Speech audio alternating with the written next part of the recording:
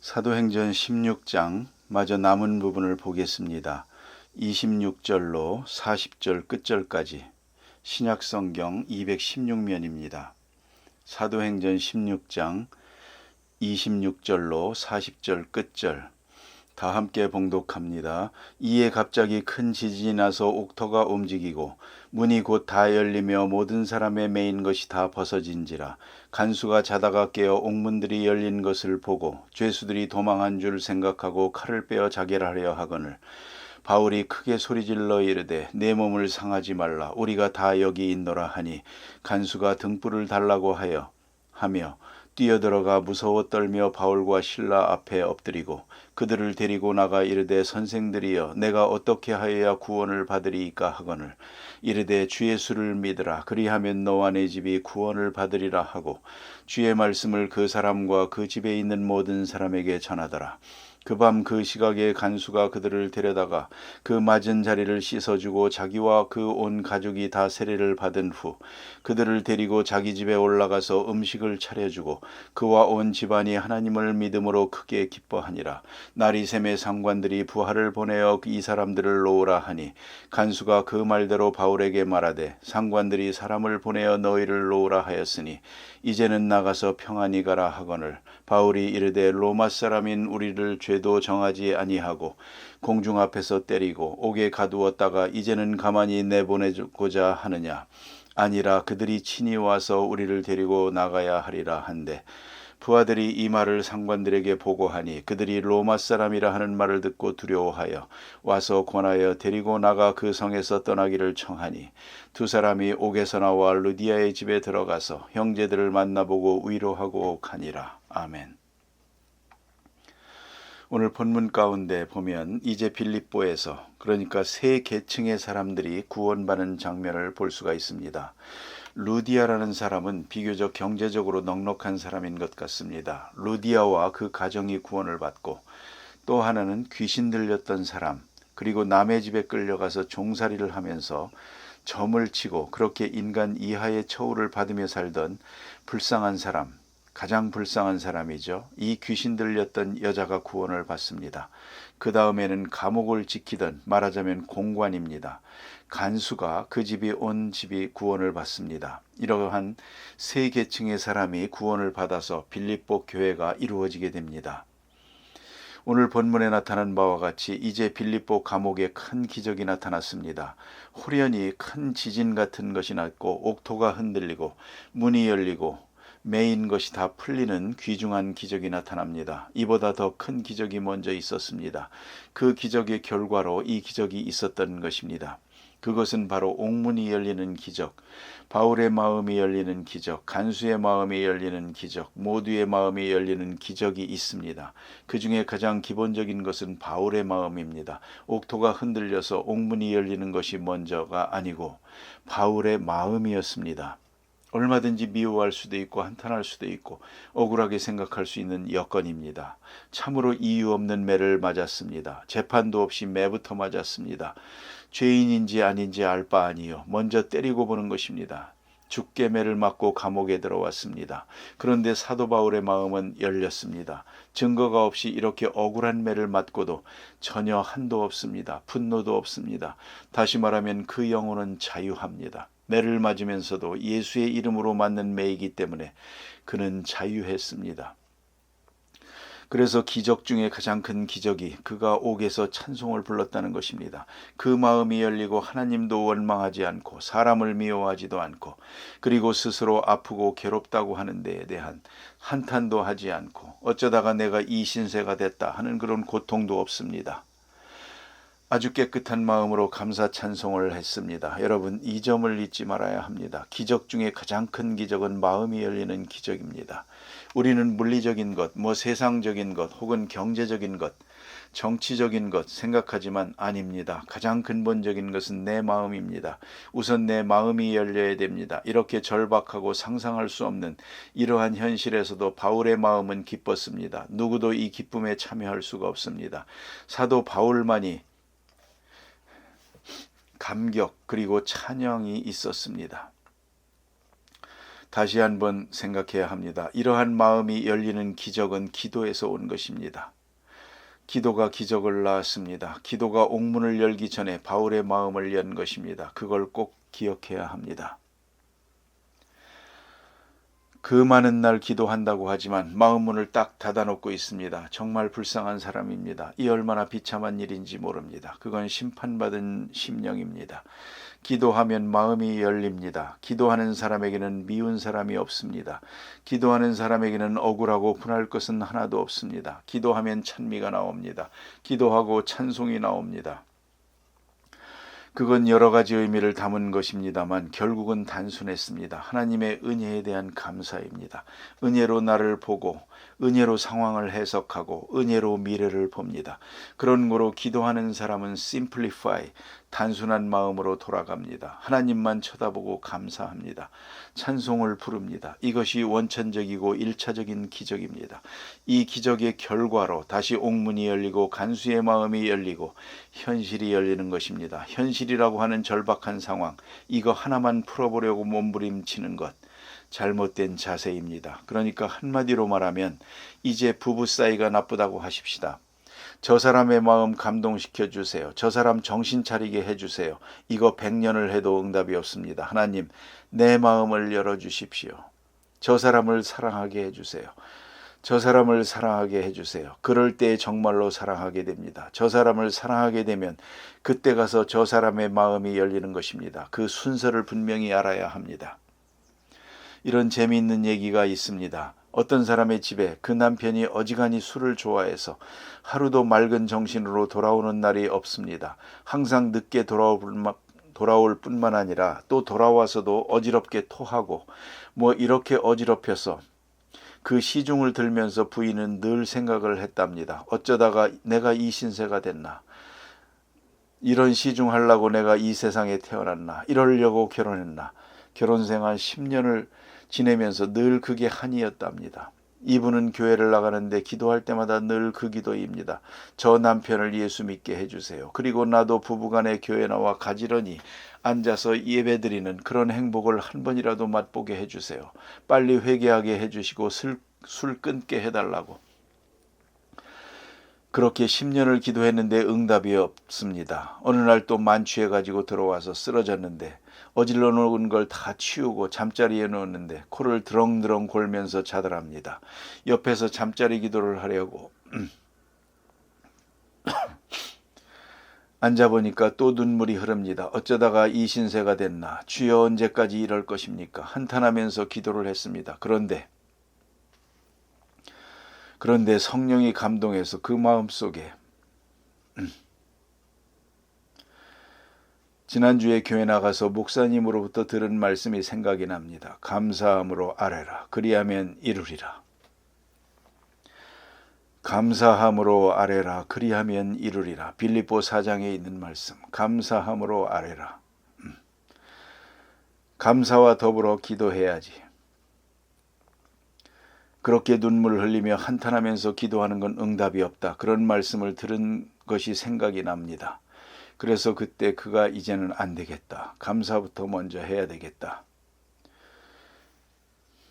그리 생각을 하고 감사하려고 생각해 보니 감사할 일이 없더랍니다. 아무리 생각을 해도 억울하고 분하고 그래서 한다는 소리가 하나님 감사할 일은 별로 없습니다만 좌우지간 감사합니다. 좌우지간 감사합니다. 했더니 그때 또 성령이 감동해 주시는데 감사할 거리가 생각이 나는 겁니다.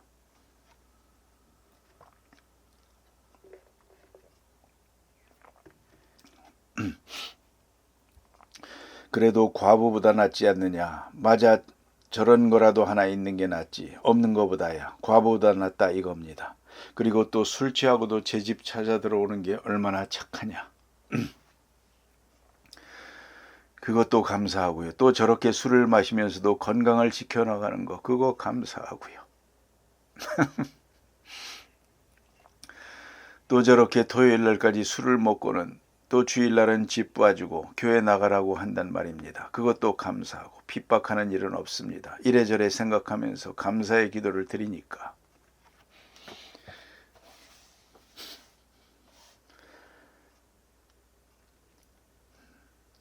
그러니까 아내의 얼굴이 환하게 밝아질 수밖에요. 바로 그때 목이 말라가지고 남편이 눈을 떴습니다.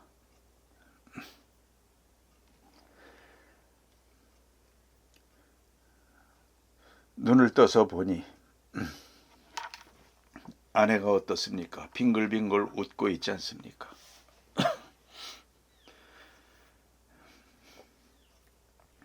그러니까 쿡 찌르면서 왜 웃어 그랬답니다. 너무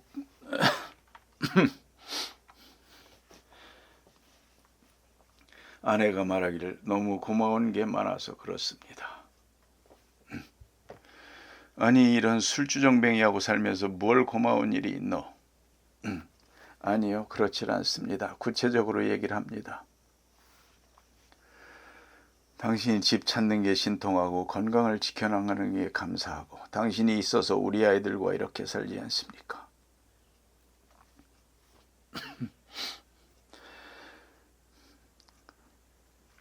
아내가 구체적으로 감사해 나가니까 그러니까 남편이 가만히 듣고 있더니 그만하시구려.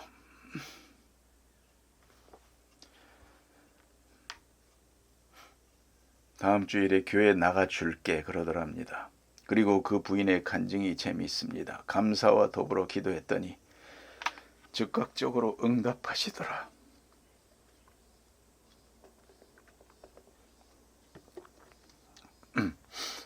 여러분, 원한과 원통함과 분한 마음으로 10년을 기도해도 응답이 없습니다.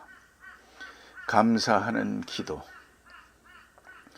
사도 바울의 마음이 열렸습니다. 그 억울한 매를 맞고 감옥에서 그는 기도하고 찬송을 합니다. 이제 옥토가 흔들립니다. 이 믿을 수 없는 현상은 그 심령적 은혜의 결과로 나타난 것입니다. 그걸 꼭 잊지 말아야 됩니다. 그래서 옥문이 열리고 또 쇠사슬이 다 풀렸다 하는 것입니다.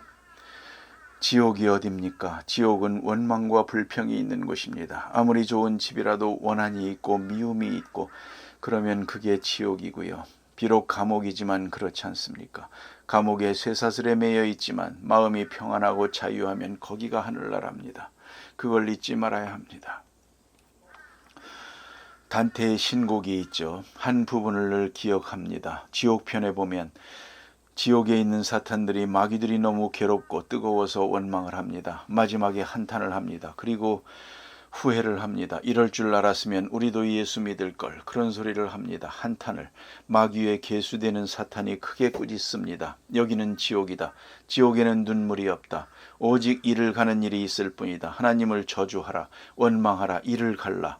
이렇게 사탄이 자기 부하들에게 외치는 걸 볼 수 있습니다.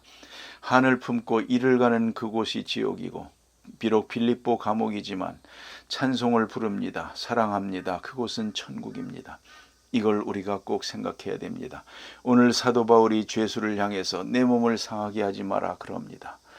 그 당시에 법은 만약 죄수를 놓치면 그 생명을 대신해야 됩니다. 그래서 죄수가 도망간 줄 아는 순간 아이쿠 나는 죽었다. 그리고 자결하려는 것입니다. 바울이 우리 도망간 사람 없어. 도망갈 수 있으나 도망가지 않았습니다. 이게 자유인입니다. 쇠사슬에 묶여서 여기 있는 게 아니라 쇠사슬은 풀렸고 옥문은 열렸지만 그는 도망가지를 않았습니다. 자, 이제 간수가 무서워하면서 하는 말이 있습니다. 재밌는 얘기 아닙니까? 죄수는 평안하고 간수는 어려워합니다. 그러면서 선생들아 우리가 어찌할꼬 유명한 말씀이죠. 바울의 대답은 참 중요한 요절입니다. 주 예수를 믿으라. 그리하면 너와 내 집이 구원을 얻으리라. 주 예수를 믿으라. 그리하면 너와 내 집이 구원을 얻으리라. 주 예수를 믿으라. 너도 내 집도 내 가정도 구원을 얻으리라. 이렇게 아주 복음의 진수를 전하게 됩니다. 주 예수를 믿으라. 오직 이것만이 문제 해결이 되고 구원의 길이요 가정을 건지는 그런 결과가 된다 하는 말입니다. 오늘 본문에 보는 대로 즉시 믿고 온 집으로 더불어 세례를 받았다.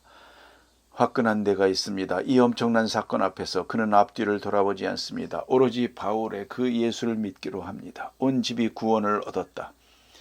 그러면 생각해 보세요. 비록 억울한 일은 있었지만 지금 빌립보 교회는 확고해집니다. 루디아가 믿죠. 귀신 들렸던 여자가 믿죠. 간수와 그 온 집이 믿게 됐죠. 이렇게 세 집만 해도 벌써 큰 교회가 이루어진 겁니다. 빌립보 교회의 초석이 됩니다. 이제 바울에게 나가라고 그럽니다. 그들이 석방할 때 그때 가서 바울이 로마 시민을 죄도 정하지 않고 매를 치고 감옥에 가두고 이제는 또 나가라고 안 된다 이겁니다. 이때 와서 로마 시민이라고 하는 히든 카드를 내놓습니다. 여기서 한번 생각해 봅시다. 처음에 매 맞았을 때, 처음에 무작정 때릴 때 내가 로마 시민이요 라고 말했다면 매 안 맞을 수 있거든요. 그런데 그때는 말을 안 했습니다. 이게 아주 중요한 얘기입니다. 로마 시민권에 대해서는 아주 디그니티를 인정합니다. 소위 렉스 찰리아라고 하는 문장이 있는데요. 이것은 로마 법입니다. 그 법에 보면 이렇게 기록이 되어 있습니다. 로마 시민은 치안관에게서나 다른 어떤 사람에게서도 또는 어떤 상황에도 매를 맞거나 구속되어서는 안 된다. 로마 시민의 특권을 주장하는 겁니다. 죄를 정하지 않고 재판도 없이 절대로 때려서는 안 되고 구속해도 안 됩니다. 이게 로마 시민의 특권입니다. 그런데 왜 이것을 매 맞을 때 진작 그 말을 했으면 안 맞을 걸, 왜 그때는 말을 안 하고 지금 석방하려고 나가려고 하는 때 지금 와서 이 말을 하느냐 하는 것입니다. 한마디로 말하면 바울의 입장에서는 그렇습니다. 선교적 목적을 위해서는 로마 시민권이 필요합니다. 그 외에 다른 목적으로는 혹은 매를 덜 맞기 위해서 뭐 이런 이유로 해서 로마 시민권을 내놓고 싶지 않았던 것입니다. 그냥 매 맞은 것입니다. 왜냐하면 하나님의 하시는 일을 그대로 받아들이고 싶어서요. 여러분, 우리에게 주신 큰 은혜, 그것도 하나님의 은혜지만 때로는 매를 맞는 것도 손해도 하나님의 은혜라고, 예수의 이름으로 매를 맞는 것은 영광이니까요. 바울은 조용히 하나님의 뜻을 기다리며 변함없이 조금도 소극적이거나 기피할 생각 없이 매를 맞으려고 한 것입니다. 이 얼마나 중요한 것입니까? 그리고 뒤늦게 로마 시민권이 있다는 것을 알게 될 때 모두에게 큰 감동을 줍니다. 우리의 권리 참 중요한 것이지만 나 자신을 위해서 권리를 주장해서는 안 됩니다. 오로지 선교적 목적만으로, 그것이 사도 바울의 자세였다 하는 것입니다. 중국 선교 역사의 아버지라고 하는 허드슨 테일러가 있습니다. 그분이 중국에 와서 선교하다가 일시 본국에 귀국했을 때에 많은 젊은이들이 모여서 자기도 선교사로 중국에 가고 싶다고 말했습니다. 그 많은 후보생들을 앞에 놓고 심사를 합니다. 그는 꼭 세 마디를 물었습니다. 왜 선교사로 가려고 하느냐? 그러니까 저들은 대답합니다. 중국을 해방하기 위해서. 또 어떤 사람들은 중국을 구원하기 위해서, 뭐 여러 가지로 말했습니다. 또 물었습니다. 가서 무엇을 할 것이냐, 그리고 언제까지 할 것이냐 물어봅니다. 모두가 좋은 대답을 했습니다. 만족한 대답은 없습니다. 저들도 답답했던지 허드슨 선교사에게 묻습니다. 선교사님은 왜 중국에 갔습니까? 그는 딱 한마디로 대답했습니다. 나는 중국 사람을 사랑합니다. 무엇을 하느냐, 언제까지 하느냐, 왜 하느냐고 물을 것 없습니다. 나는 중국 사람을 사랑합니다. 그것뿐입니다. 선교는 언제나 사랑, 그것이 근본입니다. 바울은 빌립보를 사랑했습니다. 빌립보 사람을 구원하려고 했습니다. 오직 그것뿐입니다. 그 길에 매를 맞으면 맞아야겠죠. 감옥에 들어가라면 들어가야겠죠. 나오라면 나와야겠죠. 그의 마음은 단순하고 순결합니다. 아주 철저합니다. 그런 거로 하나님을 찬양할 수 있었고 그 찬송이 큰 기적을 낳게 한 것입니다. 다 같이 기도하십시다.